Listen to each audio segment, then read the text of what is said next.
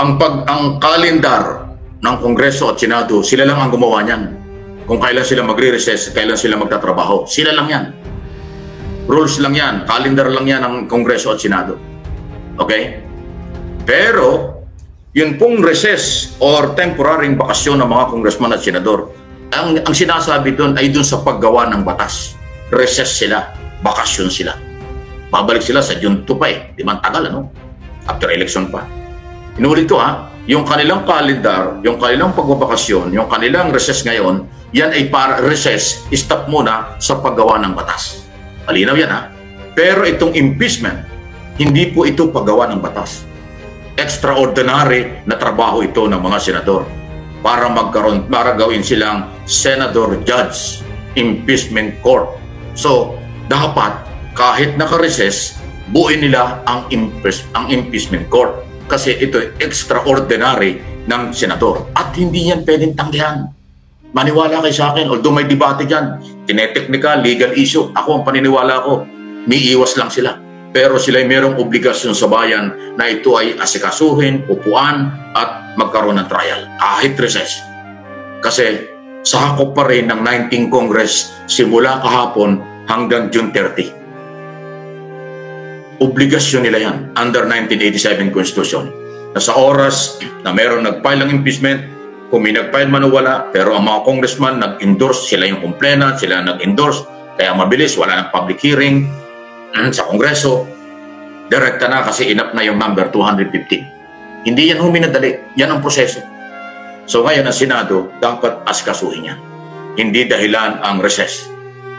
Para lang hindi kayo maligaw kasi maraming manlilin lang. Yung mga Duterte na lawyer, Duterte na mga personalidad sa politika at kung ano man, ang papalabasin nila, wala na yan, recess na ang Kongreso at Senado. No, it's a big lie. Ang totoo dyan, may obligasyon sila. Napakatindi. Pati yung sinasabi niyang meron siyang kinontrata, inutusan para ho sa pagkuha sa buhay ni Pangulong Marcos at Vice President si Speaker of the House at First Lady. Napakatindi po nung issue niyan. Okay? At yung betrayal, public trust, grabbing corruption, panunuhol sa mga opisyalis ng Department of Education, okay? At yun nga pong pag-withdraw ng mga pera. So malinaw po na ang naging basihan ng 215, sobra-sobra yun kasi ang kailangan lang 103. One-third lang ng 306 congressman ang kailangan. Pero dahil galit na yung mga congressman, dahil sila binastos kasi sa mga hearing, 215. So, sobra-sobra. So, ang pinaghugutan ng mga congressman ay dun sa ginagawa mismo ni Sara Duterte. Yung kanyang pagharap, pagtanggi at kung ano mga drama doon sa mga public hearing ng Committee on Appropriation tungkol sa kanyang budget, Blue Ribbon Committee na nag-iimbestiga tungkol sa Confidential and Intelligence Fund at saka yung nangyari sa Department of Education na suhulan ng 50,000 pesos sa mga undersecretary, YOSEC at iba pang opisyal monthly sa loob ng 9 months. At ang pinakamatindi nga po ay yung kawalan ng tiwala ng taong bayan dahil nga ho doon sa kanyang sinasabing may inutusan na siya. Nasabi ng NBI, authentic yung authentic, ibig sabihin original yung press conference at boses picture ni Sara Duterte doon ho sa ginawa niya noong nakaraang taon. So yung mga ebidensya galing sa kanya. Yung kanyang mga pinagagawa. Mabigat po talaga. Kaya nga sabi ko sa aking tingin dito, kaso at ebidensya ay Sara Duterte ay mabigat, matindi po. Kasi sa kanya nanggaling ang lahat na yun. Hindi niya pwedeng maidinayan. On record sa mga komite sa Kongreso, yung kanyang mga ginawa doon. Kung ano niya, paano niya tinanggihan, paano niya sinagot, paano nagdrama yung kanyang mga staff, ayan po, paano nag-withdraw ng pera, lahat yan lalabas sa trial. Lahat yan lalabas. At wala naman hong may pwedeng gawing pagdidinay doon dahil yung kanyang mga staff umamin 4 na beses nag-withdraw ng 125 million sa Land Bank, Sio Boulevard Branch, Mandaluyong City. 3 beses na 37 million. Yan po sa Land Bank ng Department of Education compound kung saan noon ay secretary siya. At nawala na yung pera. Yun po yun eh. Mabigat. So, ano sabi ng mga congressman? Hindi na siya nababagay sa kanyang posisyon bilang pangalawang pangulo kaya in-impeach na nila. So ngayon, magta-trial. Tama yung sinabi ni Velasco na na-interview siya. sa Senado, sa Kongreso, na-impeach na siya. Pero dahil sa ilalim ng saligang batas, ang Kongreso dadaan sa kanila yung impeachment, tapos papasa sa Senado, magkakaroon ng trial. Para yun ang due process. Titingnan ng pagkakataon, bibigyan ng pagkakataon si Sara Duterte na kanyang idepensa ang kanyang sarili. At maglalabas ng maraming mga ebidensya. Maglalabas ng ebidensya ang panel of prosecutor ng Kongreso. Maglalabas din ng ebidensya si Sara Duterte para pabulaanan ang mga akusasyon laban sa kanya. Kaya nga trial yan. Ngayon, ang nangyari, kasi nga tapos na yung Congress, nag-recess na. Recess lang hindi close. Iba yung close. Recess pa lang dahil sa totoo lang po, ang 19th Congress, talagang magko-close ito sa June 30. June 30, doon po magtatapos ang term ng mga congressman at senador sa June 30 dito sa 19th Congress after ng election sa Mayo. Nag-adjourn nga po sila kahapon. So, temporary recess, temporary bakasyon ng ating congressman at senador. Hindi po pinansin ng Senado kahapon. Agad-agad na transfer Dahil ang order na, kanadinig naman nyo, order ng majority leader at ng House Speaker on record sa Kongreso kahapon after na makuha yung enough signature, endorsement, complainant, 212 at 215 congressman na transfer kagad sa Senado. Tinakbo agad. Bago mag-alas 5 na doon sa Senado, parang 4:30 pa lang. Ang bilis ng galaw ni Secretary ng Kongreso para madala sa Senado. Pagdating doon, hindi na ako pinansin ng mga senador kasi hindi ako kasama sa agenda. So yan po yung technical issue ngayon. Recess na raw ang Senado, hindi na matatalakay. No, nagkakamali sila dyan. Alam nyo, ang kalendar ng Kongreso at Senado, sila lang ang gumawa niyan. Kung kailan sila magre-recess, kailan sila magtatrabaho. Sila lang yan. Rules lang yan, calendar lang yan ng Kongreso at Senado. Okay? Pero, yun pong recess or temporary bakasyon ng mga congressman at senador, ang sinasabi doon ay doon sa paggawa ng batas. Recess sila, bakasyon sila. Babalik sila sa June 2 pa Di ba? Tagal, After election pa. Inulit ko yung kanilang calendar, yung kanilang pagbabakasyon, yung kanilang recess ngayon, yan ay para recess, stop muna sa paggawa ng batas. Malinaw yan Pero itong impeachment, hindi po ito paggawa ng batas. Extraordinary na trabaho ito ng mga senador para gawin silang Senador Judge Impeachment Court. So, dapat kahit naka-recess, buuin nila ang impeachment court. Kasi ito extraordinary ng senador. At hindi yan pwedeng tanggihan. Maniwala kayo sa akin, although may debate dyan, tineteknika, legal issue, ako ang paniniwala ko, may iwas lang sila. Pero sila ay mayroong obligasyon sa bayan na ito ay asikasuhin, upuan, at magkaroon ng trial, kahit recess. Kasi sakop pa rin ng 19th Congress simula kahapon hanggang June 30. Obligasyon nila yan under 1987 Constitution. Na sa oras na mayroong nag-file ng impeachment, kung may nag-file man o wala, pero ang mga congressman nag-endorse, sila yung complainant, sila nag-endorse, kaya mabilis, wala ng public hearing sa Kongreso, direkta na kasi inap na yung number 215. Hindi yan huminadali, yan ang proseso. So ngayon ang Senado, dapat askasuhin yan. Hindi dahilan ang recess.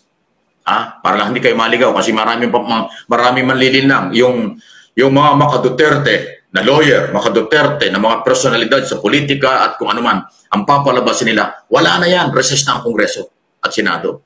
No, it's a big lie. Ang totoo dyan, may obligasyon sila. Kailangan nilang trabahuhin yan. Walang recess. Kasi extraordinary issue ito na hindi pwedeng ibaliwala. Kasi na-file ang impeachment, na-endorse ang impeachment ng Kongreso under 19 Congress. Ang 19 Congress magtatapos pa sa June 30. So pasok na pasok pa. Hindi po oras ang kalaban ngayon. Natapos na sa Kongreso, kaya pala hindi nila ginagalaw yung tatlong impeachment. Gusto nila ang mga congressman mismo, ang complainant, sila ang mag-i-endorse. Kasi talaga naman sila ang biktima.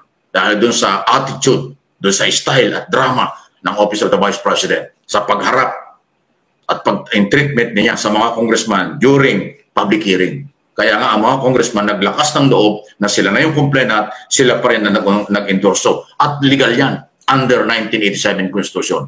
at kanilang rules. Wala ng public hearing sa Committee on Justice kasi enough na ang 212. Sobra-sobra pa nga.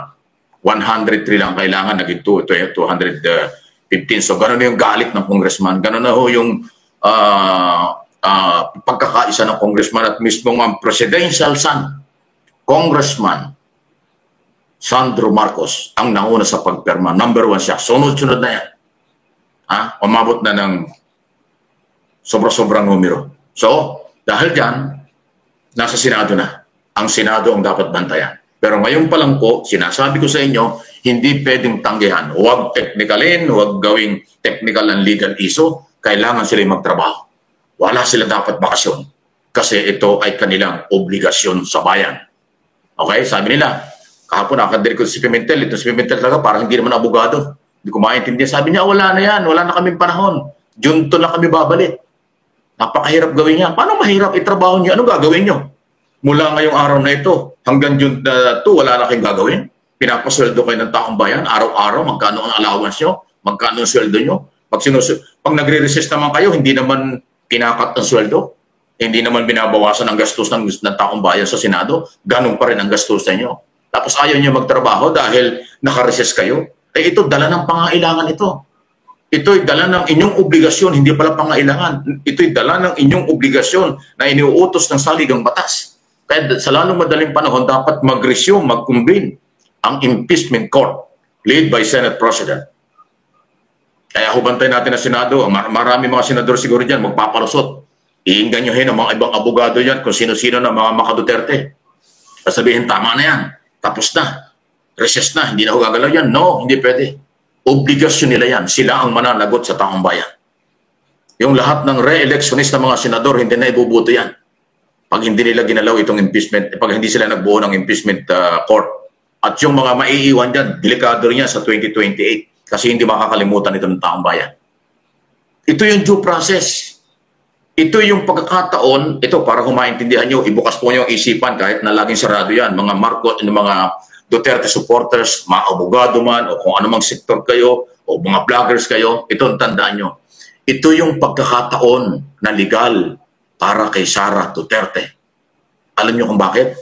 Kasi dito niya magagawa na idepensa ng legal ang kanyang katwiran at ang kanyang sarili tungkol sa akusasyon sa kanya. Sa Kongreso, hindi siya binabigyan ng pagkakataon kasi inap na nga yung 200. Walang public hearing doon eh. Walang pagdinig doon sa Kongreso dahil 215 nga, inap na nga yung number na i-endorse eh. So wala na sa Kongreso, sa Senado. Yan ang pagkakataon, kanyang ilabas ang lahat ng dokumento, lahat ng pagpapatunay na mali ang Kongreso, mali ang taong bayan, mali ang mga nag-aakusa. Yan ang pagkakataon. Due process yan, rule of law. Kaya ibukas nyo ang kaisipan nyo. Itong pagdating sa trial, sa Senado, kung ano man ang gagawin ng ating mga senador yan, karapatan nila yun, anong gagawin nila. Pero ito na po yung pagkakataon na ang lahat ay makapaglatag ng kanilang pagpapatunay sa kanilang akusasyon, pagpapatunay naman sa pagdideny sa akusasyon laban sa akusado. Kaya nga, yan ang rule of law. Napakagandang pagkakataon nito. Dito may papakita ni Sara Duterte na mali ang lahat ng mga paratang sa kanya. Doon niya gagawin yan kasi siya isasalang sa trial, sa paglilitis. Siya at ang kanyang mga testigo. Kaya kayong mga Duterte, na hindi nyo naintindihan, akala nyo pinagtutulungan si Sara, hindi po. Siya rin naman ang dahilan kung bakit siya nagkaganyan. So, binibigyan pa rin siya ng pagkakataon sa Senado na yon. Kasi ngayon, sa isipan ng mga taong bayan, impeach na siya, tanggal na siya. Pero, sabihin, in-impeach na siya ng Kongreso, pero sa proseso, mayroon trial. Para maintindihan ninyo, ang Kongreso nag-i-impeach lang ng mga impeachable official. Ang Senado, kaya magta-trial, dito patutunayan kung talagang sila'y dapat tanggalin sa posisyon. Iba yung impeachment kaysa sa yung pagtanggal sa posisyon. Dito sa Senado, tatanggalin siya sa posisyon pag hindi niya na-justify na mali ang mga kaso. Kaya dyan dapat magpakagaling si Sara. Paano niya idepensa ang kanyang sarili? Yan po sa betrayal of public trust, graft and corruption, bribery, pagpanunuhol, pagmumura, pagpatay sa Pangulo. Yan po yung narinig natin ng mga karumal-dumal na mga na matinding sinabi. So doon niya pwedeng i-deny lahat yun, pero hindi pwedeng verbal yun. Kailangan meron siyang dokumento, testigo na magpapatunay na ang lahat ng akusasyon ay mali. Pag hindi niya nagawa yan, baka makonvict talaga siya. Yun na yun, matatanggal na siya. Matatanggal siya pag hindi niya napatunayan, hindi niya nakumbinsi ang 23 senador. Kasi dapat 24, 23 na lang. Wala na si Angara nasa Department of Education. So ayan po. Please, ibukas niyo ang kaisipan niyo. Ito ay pabor kay Sara nangyaring ito. Kasi doon na niya may pagtatanggol ang kanyang sarili. Kung sa tingin niyo sa Kongreso, wala na siyang pagkakataon kasi talaga namang binigay siya ng pagkakataon din magpaliwanag tungkol sa budget, hindi niya ginawa. Nagalit pa siya. At kung ano pang, di ba, kung ano nangyari. So ngayon sa Senado, binibigay siya ng pagkakataon. Kaya nga, kayo mismo na mga Duterte supporters, pati na itong Marcos loyalists at lahat, kumbinsihin natin ang mga senador, magtrabaho sila kahit recess. Kasi kanilang obligasyon yan. Para magkaliwanagan. Guilty ba o not guilty? Itong si Sara, dito sa kanyang mga kasong kinakaharap, nasa kamay ngayon ng mga senador. Pag hindi yan inaksyonan ng mga senador, yan ay kasalanan sa bayan. Pangalawa, hindi mabibigyan ng hustisya si Sara Duterte. Dahil hindi niya may pagtatanggol ang kanyang sarili. Kaya pagka yan ay walang nangyari sa Senado, mga senador ang may kasalanan. Hindi ang taong bayan. Kaya ang taong bayan ang may karapatan naman mag-decide pagdating sa eleksyon sa Mayo or sa susunod na mga eleksyon.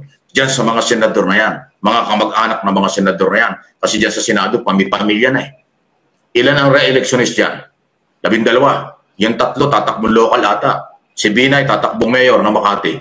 Si alam ko tatakbong party list yata itong si congressman, itong si Coco Pimentel sa Marikina. Si Cynthia Villar tatakbo yata ang mayor sa Las Piñas. So, doon sa 12 na re-electionist, 3 ay maglo-local. Diba? So, bahala na kayo mga taga-Marikina kay Pimentel. Bahala na kayo kay Nancy Binay sa mga taga-Makati. Bahala na kayo kay Cynthia Villar sa Las Piñas. Kung ano man ang kailang gagawin at desisyon doon sa impeachment trial. At yung ibang mga re-electionist, ayaw ko nang bagitin ng pangalan, magiging publicity pa. Bahala na rin kayo pagdating ng eleksyon sa Mayo. May iwas itong mga senador. Sa tingin ko, gusto nilang umiwas. Gusto nilang magkaroon muna ng eleksyon para makabalik sila, mapwesto sila, bago sila magtrabaho sa impeachment court. No, mali yun. Kasi baka sarili yun. Nagsisiguro sila.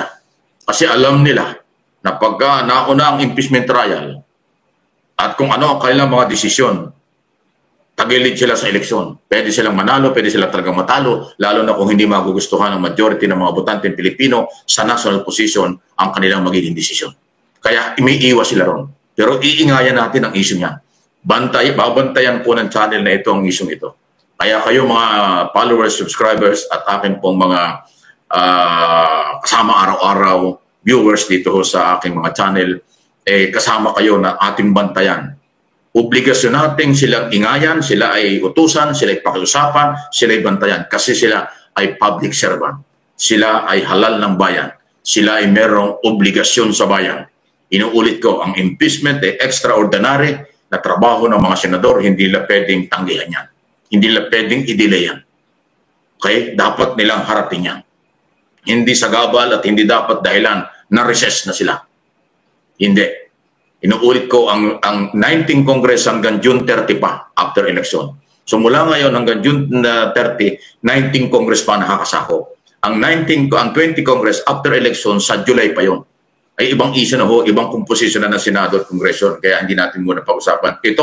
Itong 19 Congress, huwag kayong umiwas. Meron kayong obligasyon dito mga senador. Senate President Escudero, abogado ka, alam mo yan, magagalit ang taong bayan pag inupuan niya yan.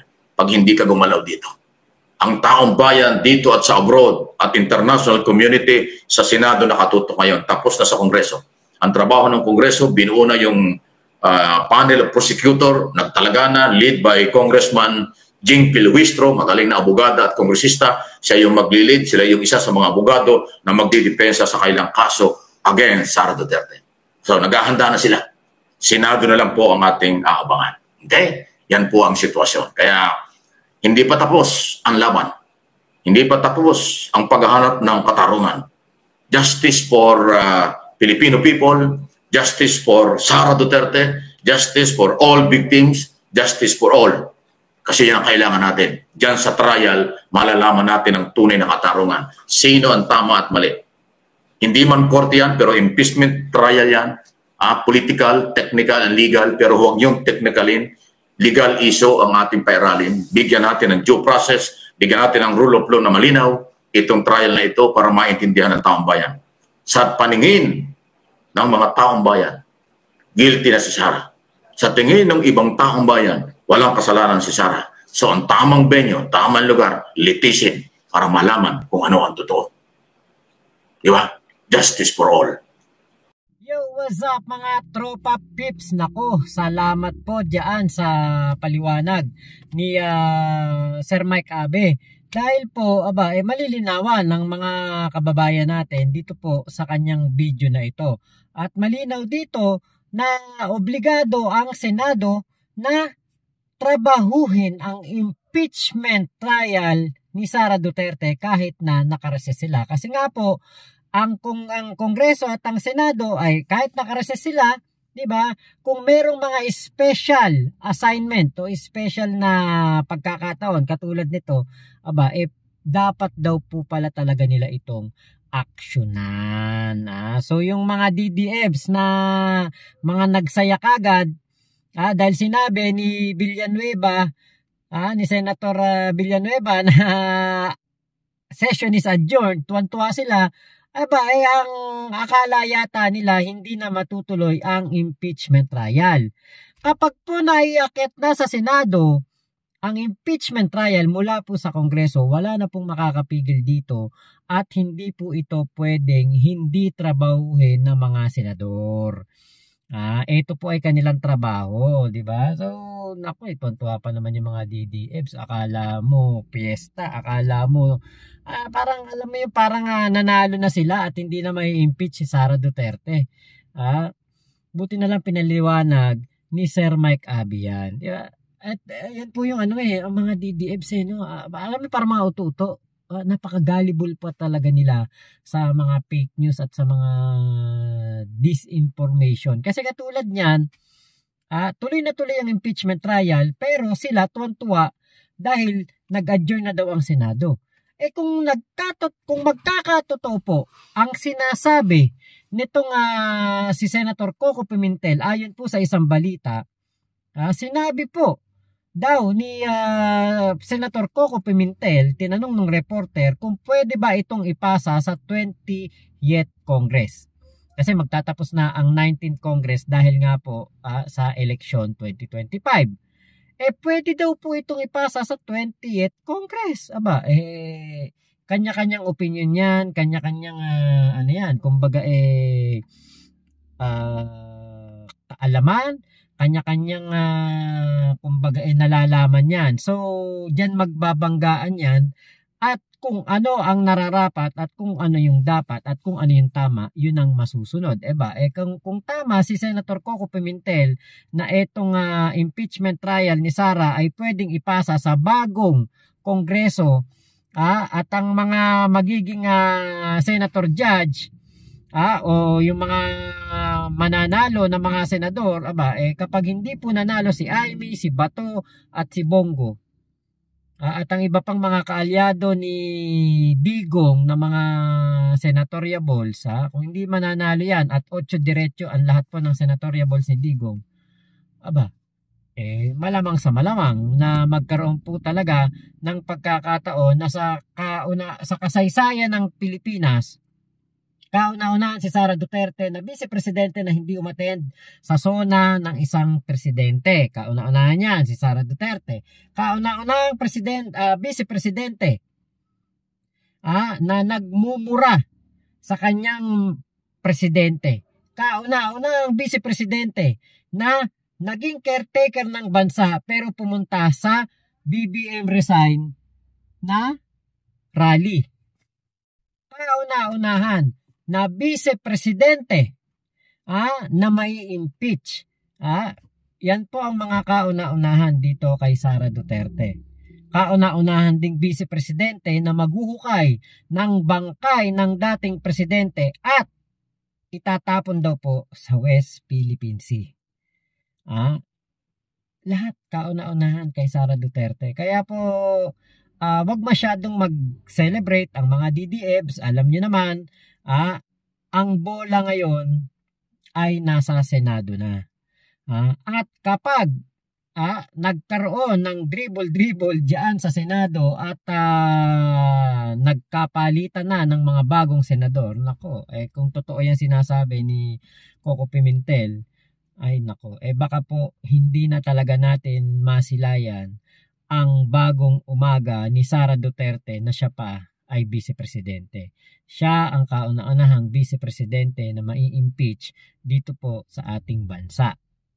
Kaya nako, di ba? Masyadong naging kampante, nag-enjoy sa mga paggawa ng pangalan ni Kokoy Villamin, ni Chippy McDonald, ni Juan Miguel Uishi, ni Mary Grace Piatos, masyadong na-enjoy di ba? So ngayon, pati pa yung bribery pa, di ba? Baka po talagang eto na yung tadhana ni Sara Duterte, di ba? Pero meron pa naman siyang lusot. Actually, may lusot pa siya diyan kung siya magre-resign para makakandidato siya sa 2028 election. Tapos matatalo din siya. Kasi ayaw na ng taong bayan sa kanya, lalo na ng mga loyalista na nagpapanalo kay Sara Duterte at mga sumusuporta kay PBBM.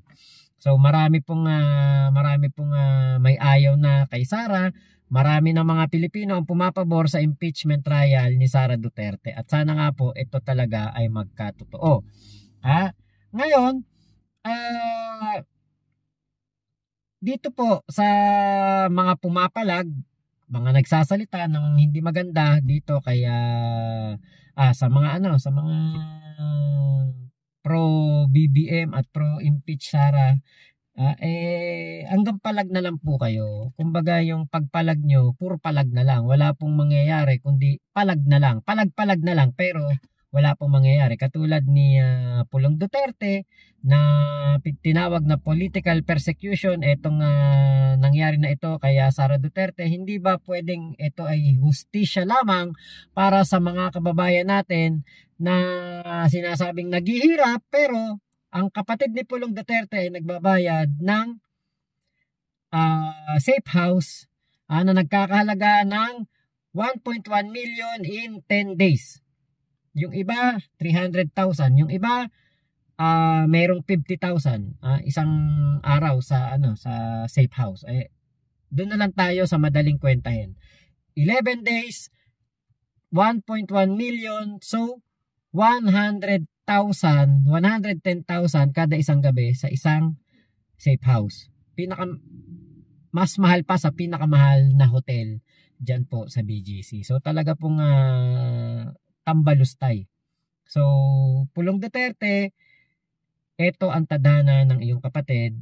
Ito ang kabayaran, hustisya sa lahat ng mga kababayan natin na sinasabing naghihirap na, pero nagawa pa ni Sarang lustayin ang kanyang confidential fund 600 million pesos sa hindi o walang kapararakan na paglustay.